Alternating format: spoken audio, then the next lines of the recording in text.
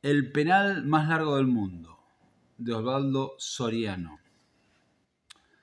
El penal más fantástico del que yo tenga noticia se tiró en 1958, en un lugar perdido del Valle de Río Negro, en Argentina. Un domingo por la tarde, en un estadio vacío. Estrella Polar era un club de billares y mesas de baraja, un boliche de borrachos en una calle de tierra que terminaba en la orilla del río. Tenía un equipo de fútbol que participaba en el Campeonato del Valle porque los domingos no había otra cosa que hacer y el viento arrastraba la arena de las bardas y el polen de las chacras. Los jugadores eran siempre los mismos, o los hermanos de los mismos. Cuando yo tenía 15 años, ellos tendrían 30 y me parecían viejísimos. Díaz, el arquero, tenía casi 40 y el pelo blanco, que le caía sobre la frente de indio araucano. En el campeonato participaban 16 clubes y Estrella Polar siempre terminaba más abajo del 10º puesto. Más abajo del 10º puesto. Creo que en 1957 se habían colocado en el 13º lugar y volvían a sus casas cantando con la camiseta roja bien doblada en el bolso porque era la única que tenía. En 1958 empezaron ganándole 1-0 a Escudo Chileno, otro club de miseria. A nadie le llamó la atención eso. En cambio, un mes después, cuando habían ganado 4 partidos seguidos y eran punteros del torneo, en los 12 pueblos del valle empezó a hablarse de ellos. Las victorias habían sido por un gol, pero alcanzaban para que Deportivo Belgrano, el eterno campeón, el de Padini, Constante, Gauna y Tata Cardiles, queda relegado al segundo puesto, un punto más abajo. Se hablaba de Estrella Polar en la escuela, en el ómnibus, en la plaza, pero nadie imaginaba todavía que al terminar el otoño tuvieran 22 puntos contra 21 de los nuestros. Las canchas se llenaban para verlos perder de una buena vez. Eran lentos como burros y pesados como roperos, pero marcaban hombre a hombre y gritaban como marranos cuando no tenían la pelota. El entrenador, un tipo de traje negro, bigotitos recortados, lunar en la frente y pucho apagado entre los labios, corría junto a la línea de toque y los azuzaba con una vara de mimbre cuando pasaban por su lado. El público se divertía con eso y nosotros, que por ser menores jugábamos los sábados, no nos explicábamos cómo ganaban si eran tan malos. Daban y recibían golpes con tanta lealtad y entusiasmo que terminaban apoyándose unos sobre otros para salir de la cancha mientras la gente les aplaudía el 1-0 y les alcanzaban botellas de vino refrescadas en tierra húmeda.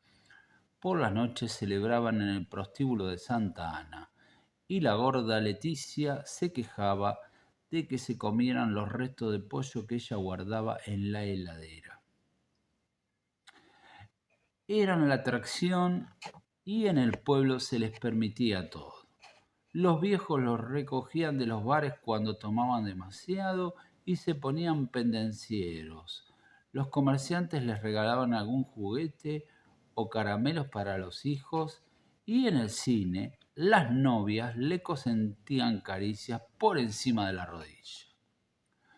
Fuera de su pueblo nadie los tomaba en serio, ni siquiera cuando le ganaron a Atlético San Martín por 2-1. En medio de la euforia perdieron, como todo el mundo, en barda del medio, y al terminar la primera rueda dejaron el primer puesto, cuando Deportivo Belgrano los puso en su lugar con 7 goles. Todos creímos entonces que la normalidad empezaba a restablecerse.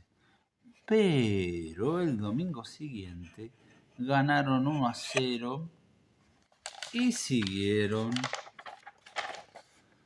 con su letanía de laboriosos, horribles triunfos y llegaron a la primavera con apenas un punto menos que el campeón.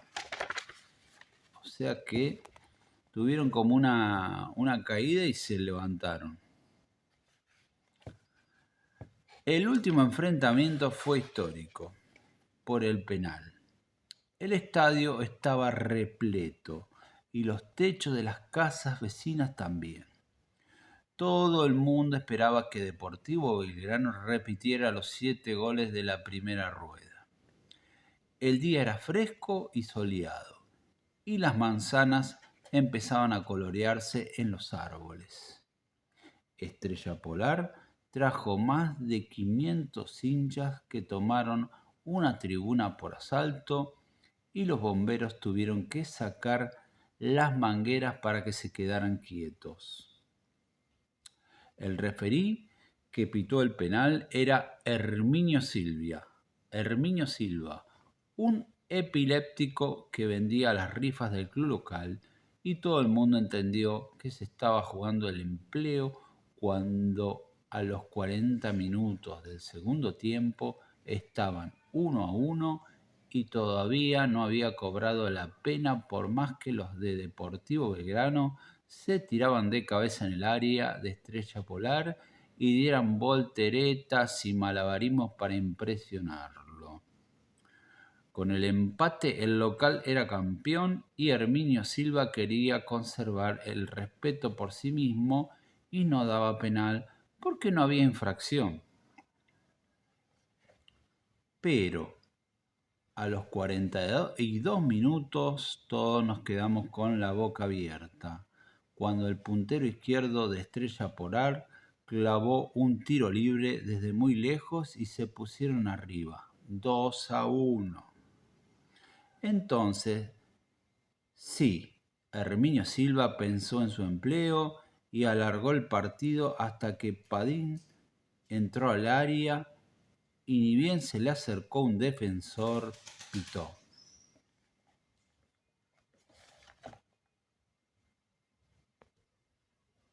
Ahí nomás dio un pitazo estridente y aparatoso y sancionó el penal. En ese tiempo el lugar de ejecución no estaba señalizado, con una mancha blanca, y había que contar 12 pasos de hombre.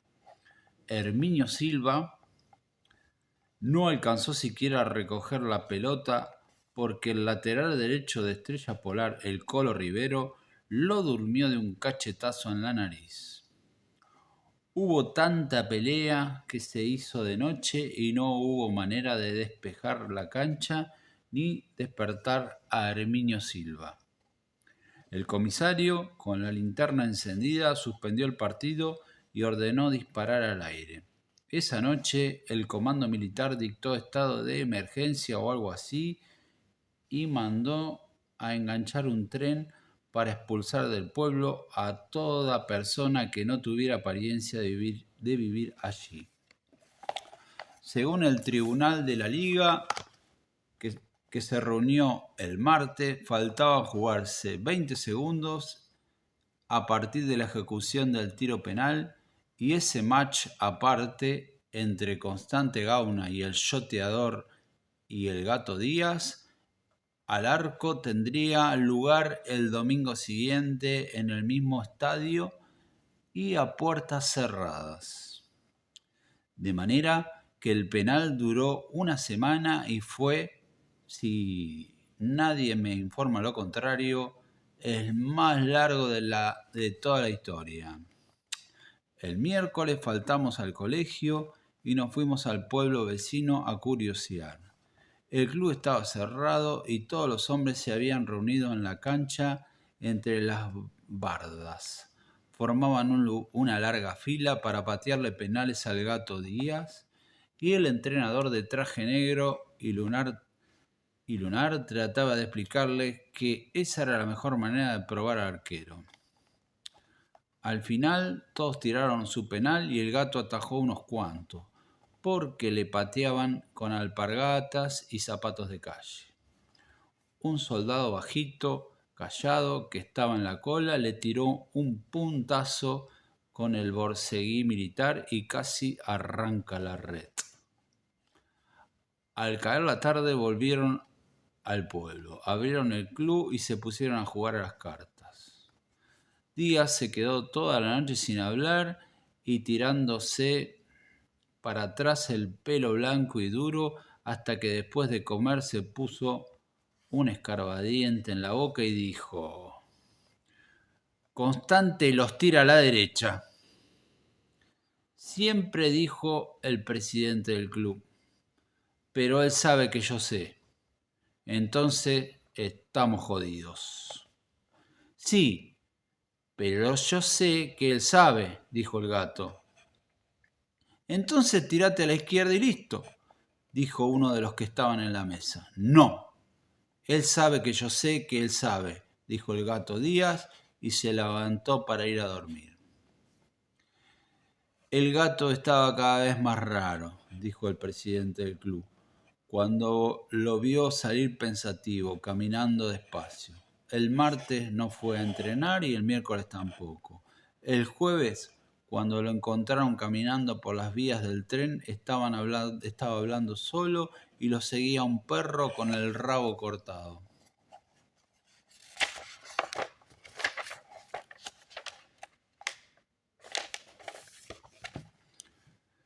¿Lo vas a atajar?, le preguntó ansioso el empleado de la bicicletería. No sé. ¿Qué me cambia eso?, preguntó. Que nos consagramos todos, Gato. Les tocamos el culo a esos maricones de Belgrano. Yo me voy a consagrar cuando la rubia de Ferreira me quiera querer, dijo y silbó al perro para volver a su casa. El viernes, la rubia Ferreira estaba atendiendo la mercería cuando el intendente del pueblo entró con un ramo de flores y una sonrisa ancha como una sandía abierta. Esto te lo manda el Gato Díaz y hasta el lunes vos decís que es tu novio. Pobre tipo, dijo ella, con una mueca y ni miró las flores que habían llegado de Neuquén con el ómnibus de las 10:30. A la noche fueron juntos al cine. En el entreacto el Gato salió al hall a fumar y la rubia de Ferreira se quedó sola en la media luz con la cartera sobre la falda, leyendo 100 veces el programa sin levantar la vista. El sábado a la tarde el Gato Díaz pidió prestada 2 bicicletas y fueron a pasear por las orillas del río. Al caer la tarde la quiso besar, pero ella le dio vuelta la cara y dijo que el domingo a la noche, tal vez después de que atajara el penal en el baile. ¿Y cómo sé?, dijo él. ¿Cómo sabés qué? Si me tengo que tirar para ese lado. La rubia Ferreira lo tomó de la mano y los llevó hasta donde habían dejado las bicicletas. En esta vida nunca se sabe quién engaña a quién, dijo ella. ¿Y si no lo atajo?, preguntó él. Entonces quiere decir que no me querés, respondió la rubia, y volvieron al pueblo. El domingo del penal salieron del club 20 camiones cargados de gente, pero la policía lo detuvo a la entrada del pueblo y tuvieron que quedarse a un costado de la ruta, esperando bajo el sol. En aquel tiempo y en aquel lugar no había emisoras de radio ni forma de enterarse de lo que ocurría en una cancha cerrada, de manera que los de Estrella Polar establecieron una posta entre el estadio y la ruta. El empleado del bicicletero subió a un techo desde donde se veía el arco del Gato Díaz y de allí narraba lo que ocurría a otro muchacho que había quedado en la vereda y que a su vez transmitía a otro que estaba a 20 metros. Y así hasta que cada detalle llegaba a donde esperaban los hinchas de Estrella Polar. A las 3 de la tarde, los dos equipos salieron a la cancha vestidos como si fueran a jugar un partido en serio. Herminio Silva tenía un uniforme negro, desteñido pero limpio, y cuando todos estuvieron reunidos en el centro de la cancha, fue derecho hasta donde estaba el Colo Rivero, que le había dado un cachetazo el domingo anterior y lo expulsó de la cancha. Todavía no se había inventado la tarjeta roja, y Herminio señalaba a la entrada del túnel con una mano temblorosa de la que colgaba el silbato. Al fin la policía lo sacó a empujones al Colo, que quería quedarse a ver el penal. Entonces el árbitro fue hasta el arco con la pelota apretada contra una cadera, contó 12 pasos y la puso en su lugar. El Gato Díaz se había peinado a la gomina y la cabeza le brillaba como una cacerola de aluminio. Nosotros lo veíamos desde el paredón que rodeaba la cancha justo detrás del arco, y cuando se colocó sobre la raya de cal y empezó a frotarse las manos desnudas, empezamos a apostar hacia dónde se tiraría Constante Gauna. O hacia dónde tiraría Constante Gauna. En la ruta habían cortado el tránsito y todo el valle estaba pendiente de ese instante porque hacía 10 años que el Deportivo Belgrano no perdía un campeonato. También la policía quería saber, así que dejaron que la cadena de relatores se organizara a lo largo de 3 kilómetros y las noticias llegaban de boca en boca apenas espaciadas por los sobresaltos de la respiración. Recién a las 3:30, cuando Herminio Silva consiguió que los dirigentes de los dos clubes, los entrenadores y las fuerzas vivas del pueblo abandonaran la cancha, Constante Gauna se acercó a acomodar la pelota. Era flaco, musculoso y tenía las cejas tan pobladas que parecían cortarle la cara en dos. Había tirado ese penal tantas veces, contó después, que volvería a patearlo a cada instante de su vida, dormido o despierto. A las 4 menos cuarto, Herminio Silva se puso en medio camino entre el arco y la pelota. Se llevó el silbato a la boca y sopló con todas sus fuerzas.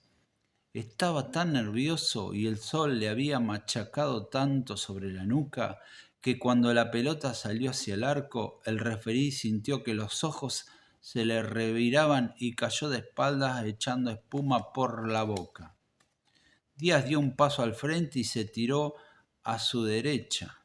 La pelota salió dando vueltas hacia el medio del arco y Constante Gauna adivinó enseguida que las piernas del Gato Díaz llegarían justo para desviarla hacia un costado. El Gato pensó en el baile de la noche, en la gloria tardía y que alguien corriera a tirar la pelota al córner porque había quedado picando en el área. El petizo Mirabali llegó primero que nadie y la sacó afuera contra el alambrado. Pero el árbitro, Herminio Silva, no podía verlo porque estaba en el suelo, revolcándose con su epilepsia. Cuando todo Estrella Polar se tiró sobre el Gato Díaz, el juez de línea corrió hacia Herminio Silva con la bandera parada y desde el paredón donde estábamos sentados oímos que gritaba: ¡No vale, no vale, no vale! La noticia corrió de boca en boca, jubilosa. La tajada del Gato y el desmayo del árbitro. Entonces en la ruta todos abrieron botellas de vino y empezaron a festejar, aunque el no vale llegara balbuceando por los mensajeros como una mueca atónita. Hasta que Herminio Silva no se puso de pie, desencajado por el ataque, no hubo respuesta definitiva. Lo primero que preguntó fue: ¿qué pasó? Y cuando se lo contaron sacudió la cabeza y dijo que había que patear de nuevo porque él no había estado allí y el reglamento decía que el partido no puede jugarse con un árbitro desmayado. Entonces el Gato Díaz apartó a los que querían pegarle al vendedor de rifas de Deportivo Belgrano y dijo que había que apurarse porque esa noche él tenía una cita y una promesa y fue otra vez bajo el arco. Constante Gauna debía tenerse poca fe, porque le ofreció el tiro a Padini y recién después fue hacia la pelota mientras el juez de línea ayudaba a Herminio Silva a mantenerse parado. Afuera se escuchaban bocinazos y festejos de los jugadores de Estrella Polar empezaron a retirarse de la cancha rodeados por la policía. El pelotazo salió hacia la izquierda y el Gato Díaz se fue para el mismo lado con una elegancia y una seguridad que nunca más volvió a tener. Constante Gauna miró al cielo y después se echó a llorar. Nosotros saltábamos del paredón y fuimos a mirar de cerca a Díaz, el viejo, el grandote que miraba la pelota que tenía entre las manos como si hubiera sacado la sortija de la calecita. 2 años más tarde, cuando él era una ruina, yo, un joven insolente, me lo encontré otra vez a 12 pasos de distancia y lo vi inmenso, agazapado, en punta de pie, con los dedos abiertos y largos. En una mano llevaba el anillo de matrimonio que no era de la rubia de los Ferreira, sino de la hermana del Colo Rivero, que era tan india y tan vieja como él. Evité mirarlo a los ojos y le cambié las piernas. Después tiré las de zurda, abajo, sabiendo que no llegaría porque estaba un poco duro y le pesaba la gloria. Cuando fui a buscar la pelota dentro del arco, el Gato Díaz estaba levantándose como un perro apaleado. Bien, pibe, me dijo, algún día cuando seas viejo vas a andar contando por ahí que le hiciste un gol al Gato Díaz. Pero para entonces ya nadie se va a acordar de mí. El penal más largo del mundo de Osvaldo Soriano. Buenas tardes.